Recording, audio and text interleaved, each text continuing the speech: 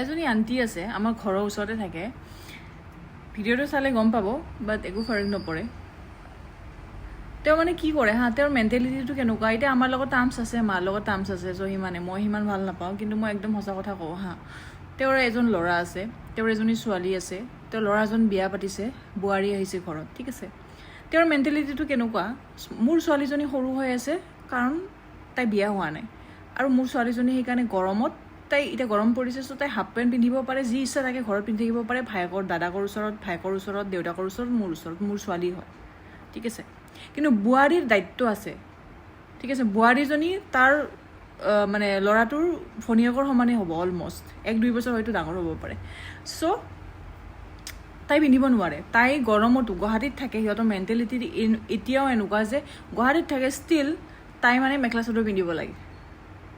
ঠিক আছে নিজৰ শহুৰ শাহুৰ ঘৰত আছে বাট গৰমতো মেখেলা চাদৰ পিন্ধিব লাগে আৰু চেলৱাৰ পিন্ধিব লাগে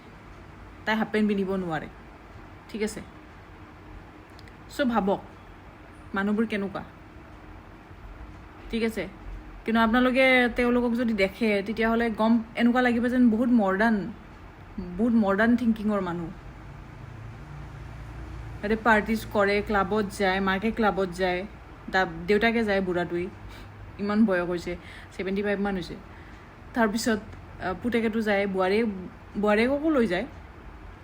কিন্তু এতিয়াও থিংকিংটো এনেকুৱা তহঁতে ইমান মডাৰ্ণ চবখিনি কৰোৱে একেলগে বহি ড্ৰিংকো কৰে বাট এতিয়াও কাপোৰ লৈ কিনে তহঁতৰ কিয় ইমান প্ৰব্লেম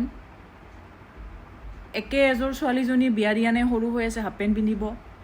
পাৰিলে পেণ্টি পিন্ধি ঘূৰি থাকিব ঘৰত আৰু বোৱাৰীজনী বুঢ়া হৈছে আৰু বিয়া হৈছে মানে ন